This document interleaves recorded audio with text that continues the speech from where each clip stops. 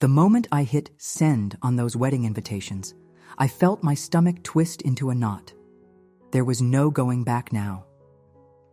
I sat in my tiny apartment studio, watching the progress bar crawl across my screen as 150 digital invitations flew into cyberspace. Each one carried not just the details of my sister Madison's dream wedding, but also the truth that would shatter it. My phone buzzed. Madison. I let it ring, my fingers still hovering over my keyboard. What had I done? The rational part of me screamed that I'd gone too far, crossed a line that sisters shouldn't cross. But the part of me that had been dismissed, belittled, and treated like Madison's personal assistant for the past 6 months, that part felt something dangerously close to satisfaction. I answered on the 5th ring. Hey, Mads. Olivia. Oh my. God, they're perfect. Her voice bubbled with rare approval. Nathan's mother just called me crying, actually crying, about how beautiful they are. Even Jessica texted that they're the most elegant invitations she's ever seen. Jessica, the maid of honor, the best friend, the woman sleeping with Madison's fiancé. I'm glad you like them, I said, my voice surprisingly steady. Like them? I love them. The QR code was such a clever touch. It directs everyone straight to our wedding website. So modern. You really outdid yourself, sis. If only she knew what else that QR code contained. I'm happy to help, I replied, the words tasting bitter. What are sisters for, right? I hung up and stared at my computer screen. 72 hours. That's how long I estimated it would take before someone curiously clicked the hidden link beneath the wedding details. 72 hours before my sister's perfect world imploded.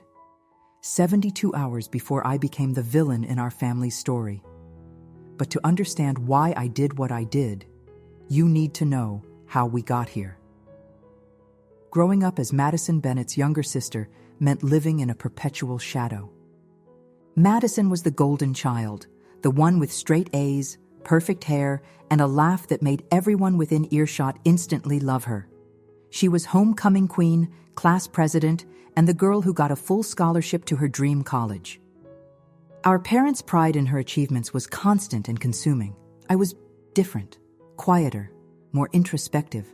While Madison collected friends and accolades, I collected sketchpads and designed software. I spent hours in my room creating digital worlds while she conquered the real one. My parents never quite understood my passion for design. It's a nice hobby, my mom would say whenever I showed her my work, but maybe focus more on subjects that could lead to a stable career. Madison graduated with honors in business administration and immediately landed a job at a prestigious marketing firm. I went to art school and then struggled through a series of freelance gigs and underpaid design jobs.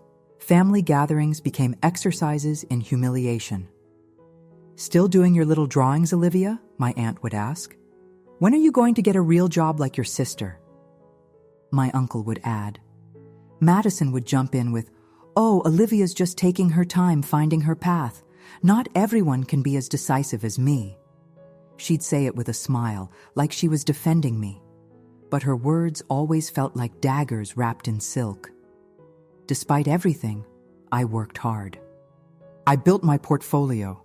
I started my own small design business, specializing in brand identity and digital media. I wasn't making Madison-level money, but I was proud of what I'd created. My clients valued my work, even if my family didn't understand. Things might have continued that way indefinitely, me orbiting the edges of family gatherings while Madison remained fixed at the center, if not for Nathan Cooper.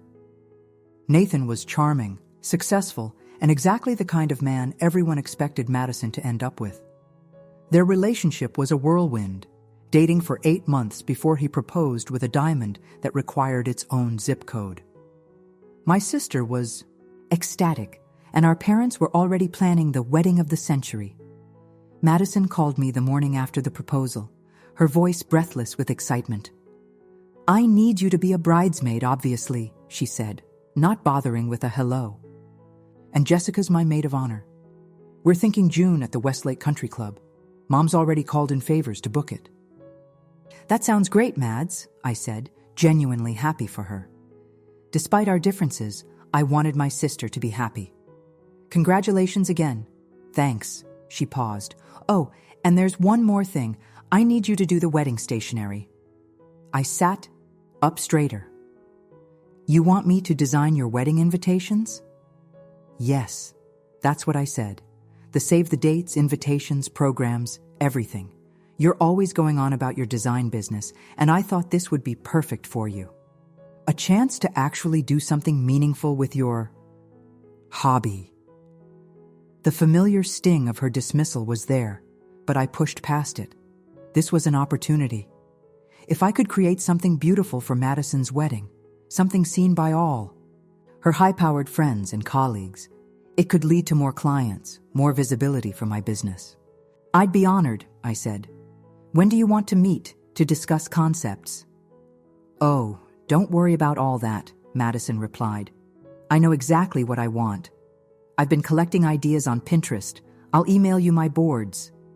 Mads, that's not really how this works. We should talk about your vision, the feeling you want to convey.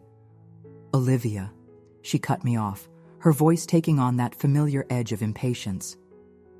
This isn't some art project, it's my wedding. Just follow my Pinterest boards. I've already picked out the fonts and colors. And just like that, I was reduced from professional designer to copy-paste technician. Also, she added before hanging, up high, I'm assuming you'll do this as your gift to us, right? Family discount and all that? I should have said no right then. I should have explained that wedding stationery packages like what she wanted typically cost thousands of dollars. I should have stood up for myself and my profession. Instead, I said, of course, and began 6 months of design hell. The Sunday family brunch where everything changed happened 3 months before the wedding. Madison had insisted all bridesmaids attend, along with Nathan and his best man, a college friend named Tyler. We gathered at our parents' house, the large dining room table groaning under the weight of my mother's excessive breakfast spread.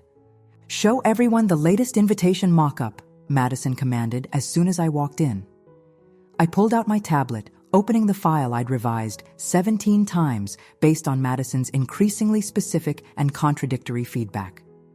It's still not quite right, Madison said as everyone leaned in to look. The script needs to be more flowy, and the border feels too modern. I think they look beautiful, our mother offered. That's because you don't understand design, Mom, Madison replied. No offense, but I need these to be perfect.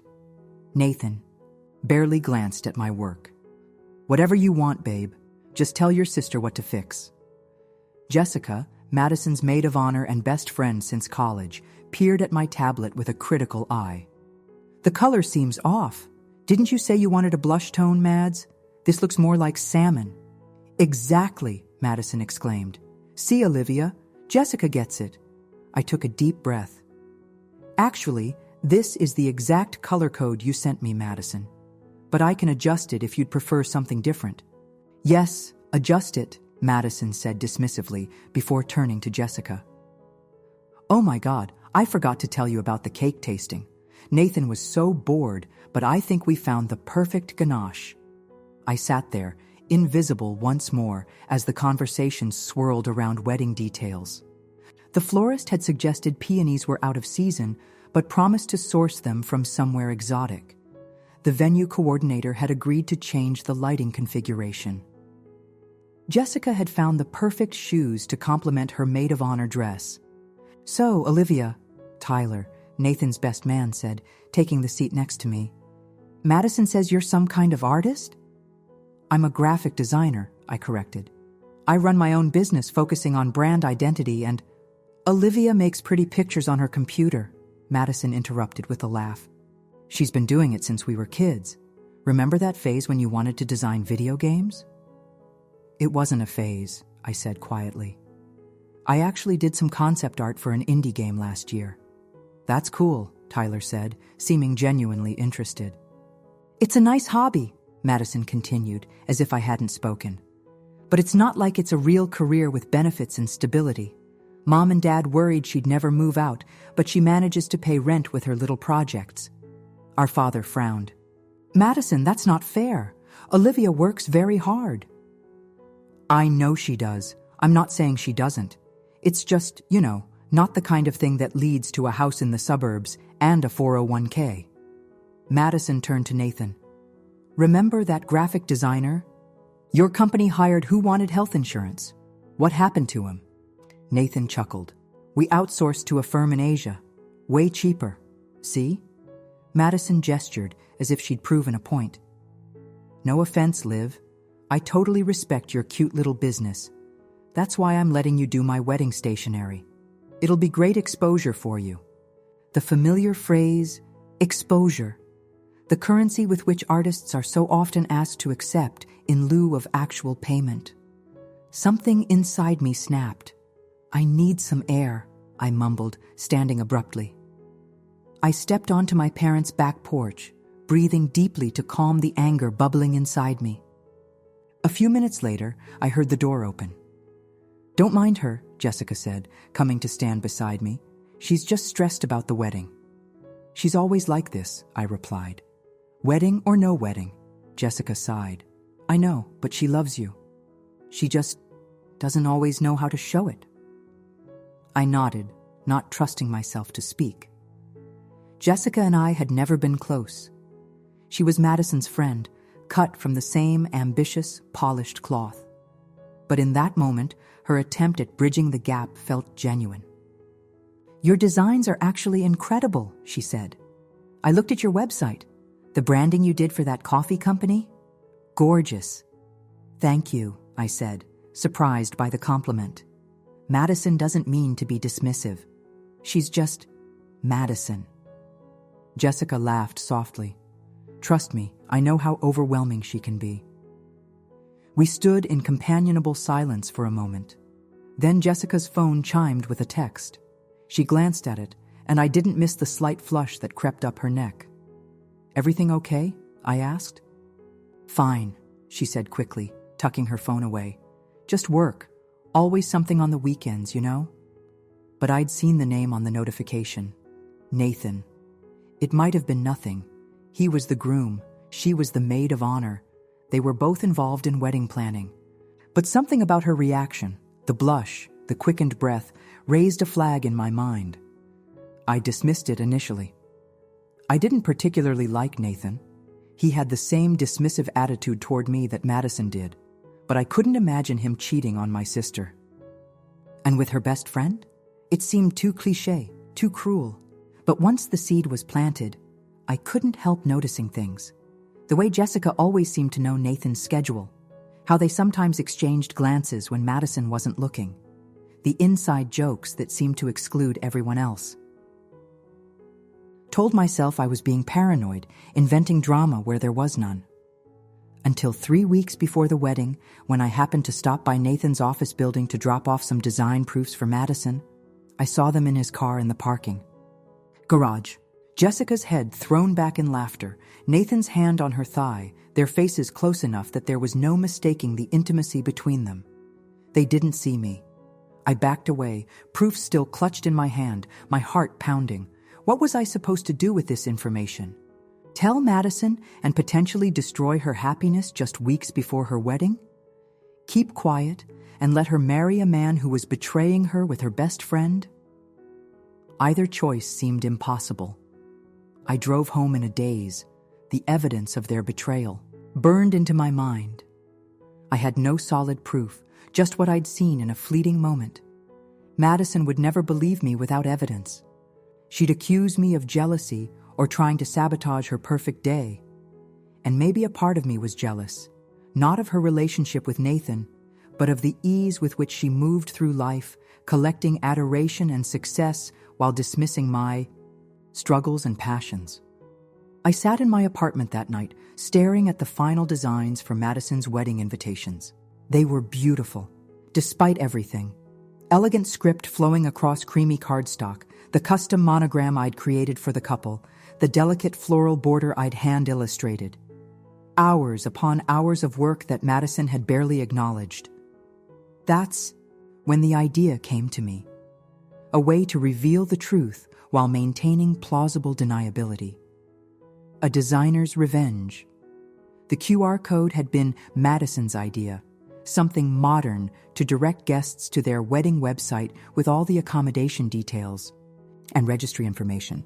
What Madison didn't understand was that a QR code could contain multiple redirects, layers of information accessible only to the truly curious. I modified the code, creating a hidden path. The main scan would take guests to the wedding website, as intended. But for anyone who clicked a certain innocuous link at the bottom of that page, labeled simply "More Photos," there would be something else entirely. I hesitated before encoding the final layer. This was my sister. Despite everything, I loved her. Was I really going to do this? Then I remembered every dismissive comment, every time she'd called my passion a hobby, every moment she'd belittled my work while simultaneously exploiting it. I remembered the look on Nathan's face as he leaned toward Jessica in that car, the intimacy between them that rightfully belonged to my sister. Madison deserved to know the truth. She deserved better than Nathan and Jessica's betrayal. And maybe, just maybe, she deserved to learn that her artistic sister was more skilled and powerful than she'd ever acknowledged.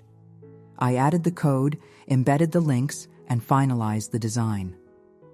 The next morning, I sent the files to the printer Madison had selected, a high-end stationery company that charged premium prices for rush jobs.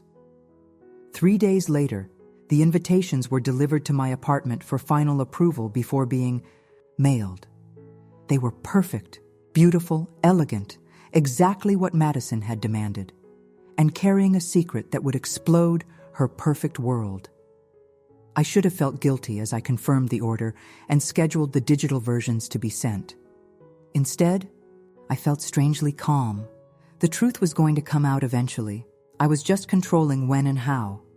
As I hit send on those digital invitations and prepared to mail the physical ones, I told myself I was doing the right thing. Madison would be hurt, yes, but better now than after she was legally bound to a cheater.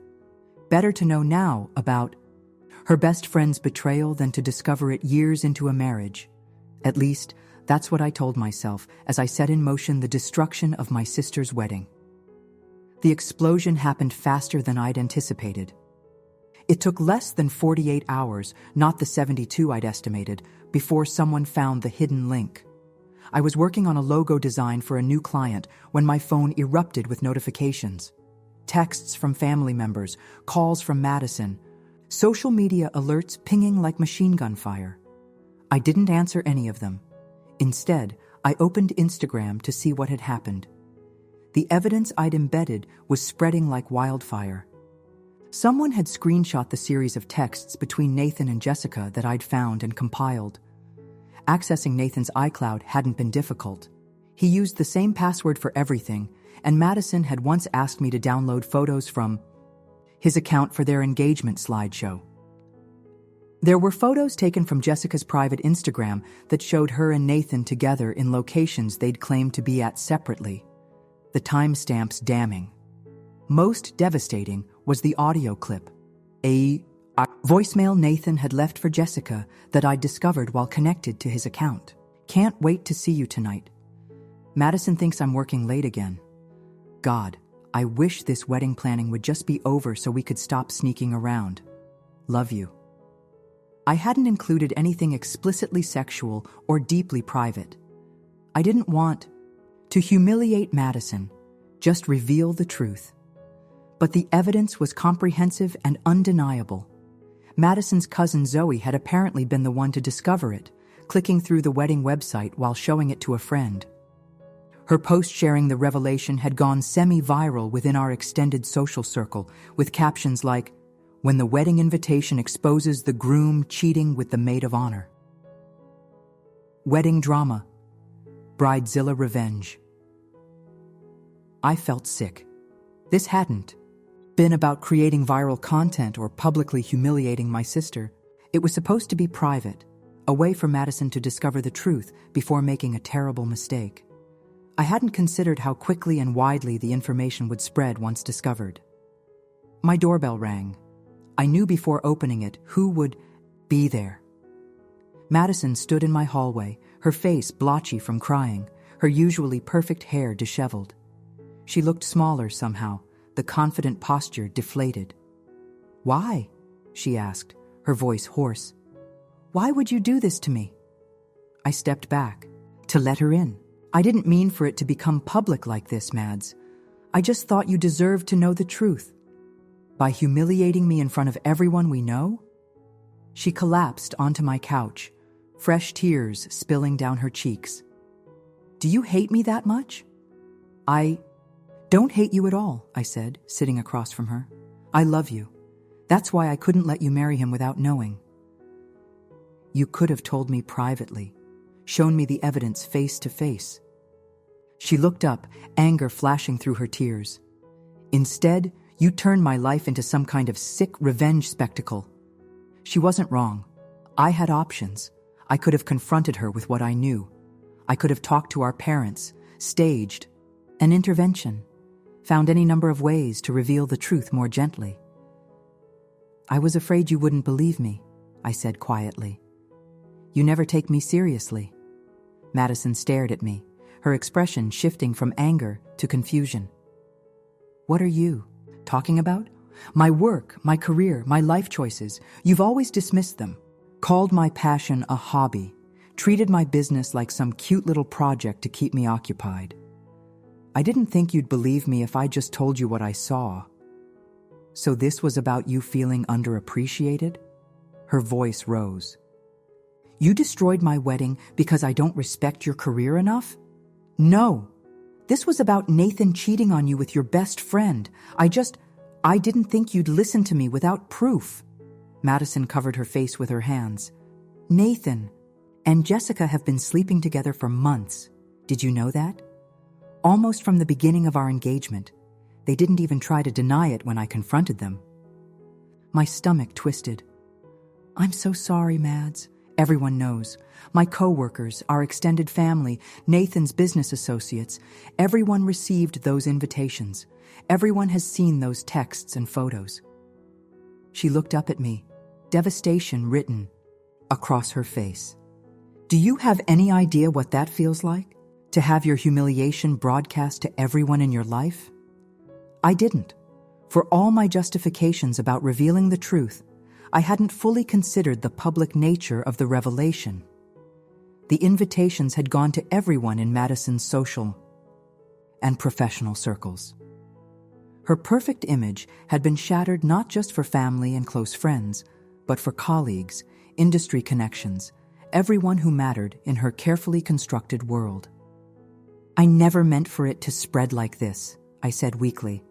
"I thought maybe you would discover it, or Mom and Dad. I didn't think about someone posting it online." Madison laughed bitterly. "You didn't think? You, the digital media expert? The branding specialist? You didn't consider how information spreads in the age of social media?" She was right. On some level, I must have known. Perhaps a part of me had wanted Madison to experience public humiliation after years of diminishing me in front of others. The thought made me deeply ashamed. "The wedding's canceled," Madison said flatly. "Obviously. Nathan's been calling nonstop, begging for another chance. Jessica's disappeared, deleted all her social accounts. Mom is devastated. Dad can't even look at me, like somehow this is my fault." "It's not your fault," I said firmly. "None of this is your fault." "No, it's yours," she shot back. "Nathan and Jessica betrayed me. But you're my sister. You're supposed to have my back, not stab me in it." We sat in heavy silence. The afternoon light filtered through my apartment windows, illuminating dust particles floating between us like the remnants of our shattered relationship. "I need to know why," Madison finally said, her voice calmer. "Was it just about the cheating? Or was it about punishing me for how I've treated you?" The question hit me like a physical blow. I'd been so focused on justifying my actions as protecting Madison from Nathan's betrayal that I hadn't fully examined my own motivations.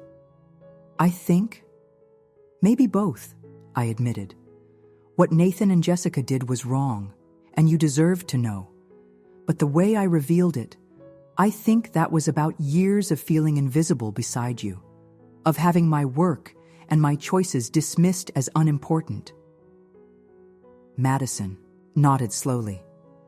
"I never thought about how I made you feel. You were always so different from me, so content to be in your own world of designs and drawings. I didn't understand it, so I minimized it. And I resented you for it," I said, "for making me feel less than while simultaneously exploiting my skills when it benefited you." "Like the wedding invitations," she acknowledged. "Like the wedding invitations," I agreed. "Free labor from your little sister with the cute hobby," Madison winced. "I've been awful to you, haven't I? Not awful, just dismissive. And I've been jealous of how easily everything comes to you, how much Mom and Dad admire you, how everyone always sees you as the successful sister. We were speaking truths that had gone unspoken our entire adult lives. It felt both terrifying and strangely liberating." "For what it's worth," Madison said after a pause, "those invitations were the most beautiful ones I've ever seen, before they, destroyed my life." A strangled laugh escaped me. "Thanks. I worked really hard on them." "I know you did." She looked around my apartment, really seeing my design studio for perhaps the first time. The professional setup, the framed examples of my work on the walls, the evidence of a legitimate career rather than a hobby. "I never gave your work the respect it deserves. Even when I was showing off those invitations to everyone, I was taking credit for the design concepts." The admission surprised me. "You were?" "Yeah. Telling people I directed every detail, that you were just executing my vision." She shook her head. "The truth is, I wouldn't have known where to begin. What you do, it's real talent, Olivia. I've never had the courage to admit that." Something shifted between us in that moment. Not forgiveness, we were far from that, but perhaps the beginning of understanding. "What happens now?" I asked. Madison sighed deeply. "I don't know. I have to cancel venues, return gifts, face everyone who received those invitations. Figure out what my life looks like without Nathan in it."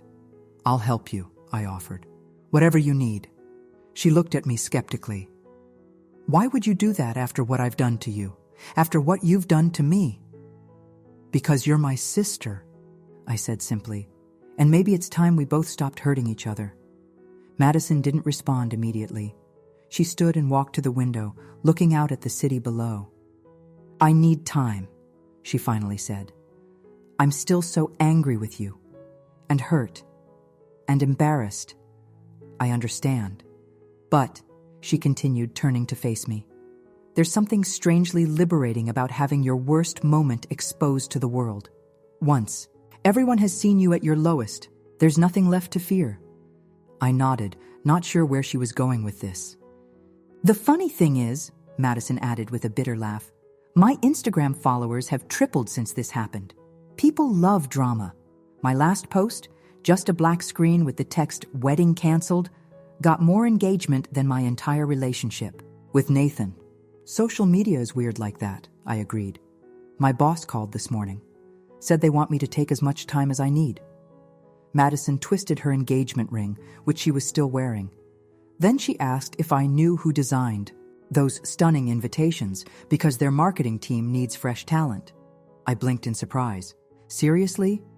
Apparently, before people realized what the QR code contained, those invitations were being shared in design circles for their aesthetic appeal. Even afterward, the consensus seems to be that while the method was questionable, the artistic execution was exceptional.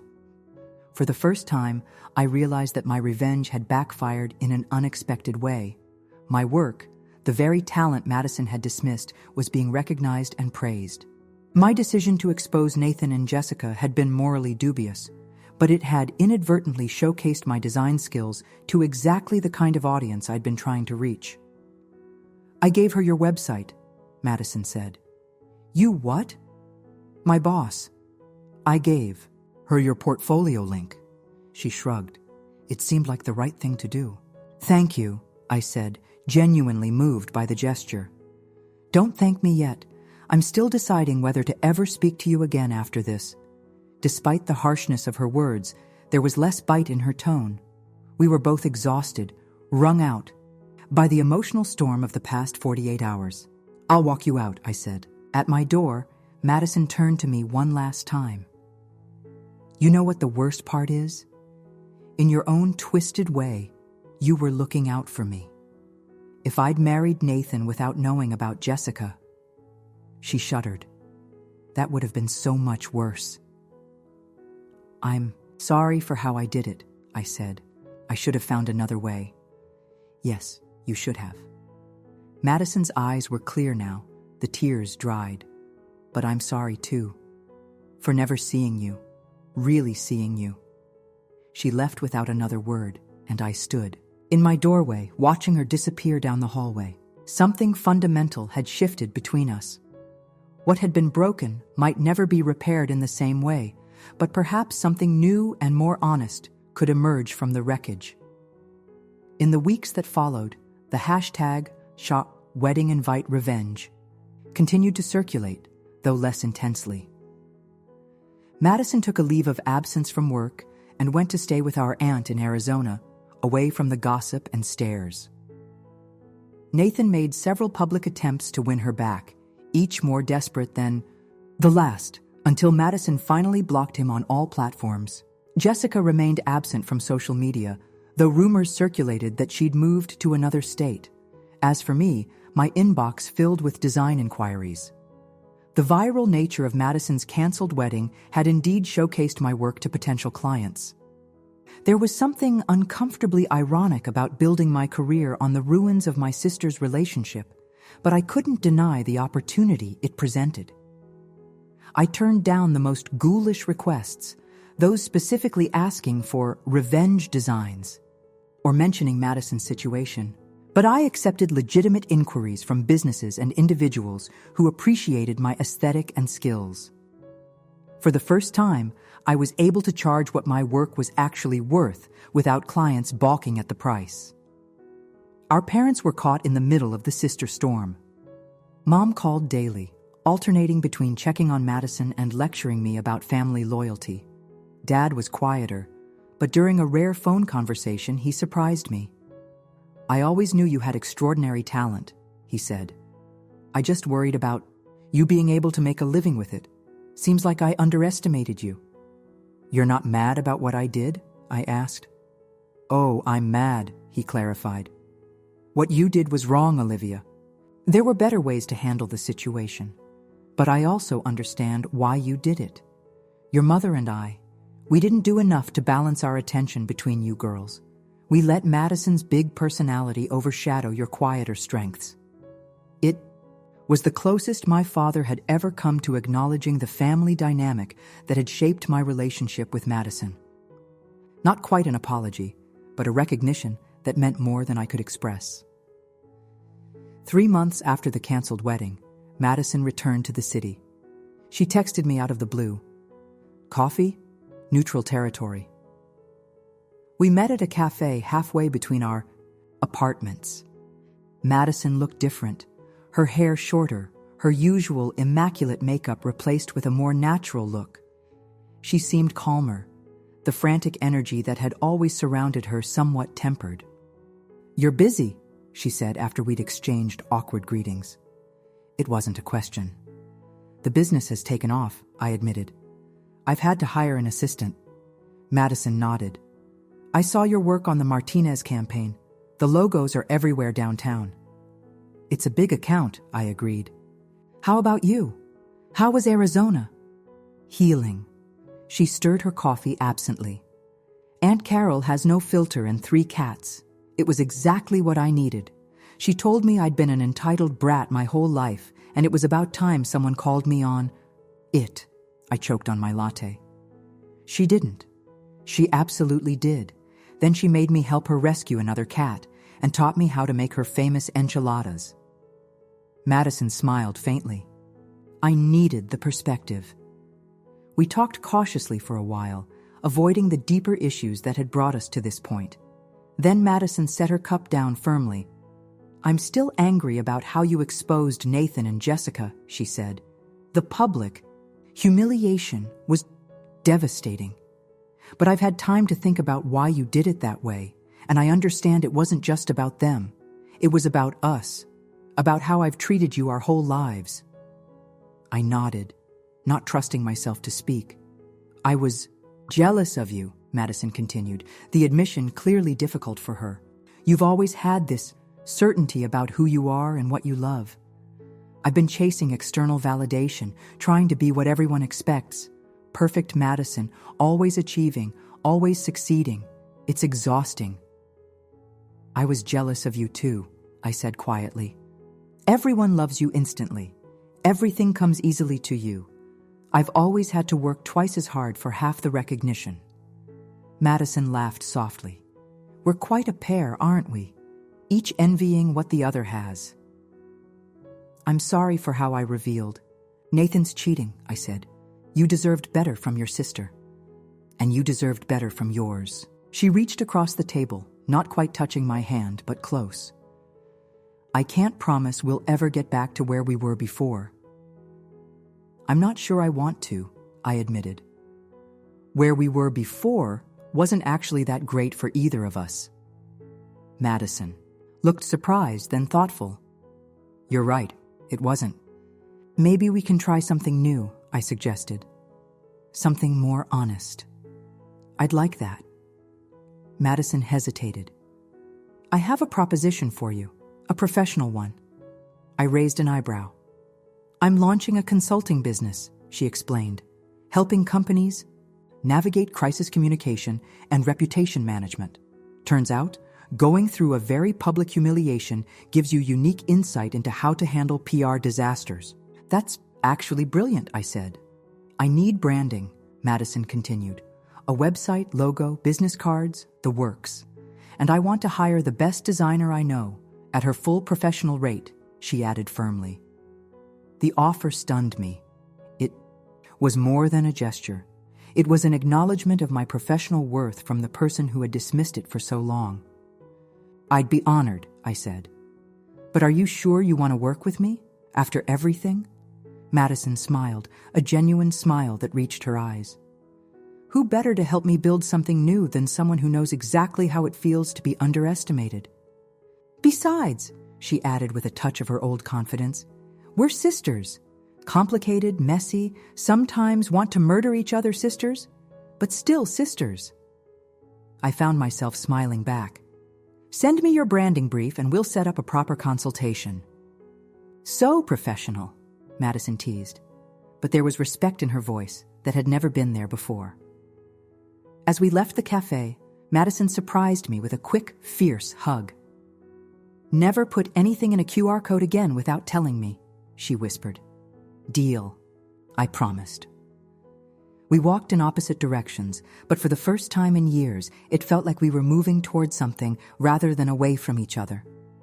The invitations that had revealed one truth had ultimately uncovered many more, about Nathan and Jessica's betrayal, yes, but also about the complex web of resentment, jealousy, and unmet needs between Madison and me.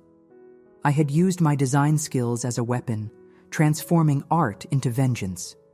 It wasn't my proudest moment, but it had broken open the facade we'd all been living behind. And from those broken pieces, something new and unexpectedly beautiful was beginning to form, a relationship built on truth rather than performance, on mutual respect rather than competition.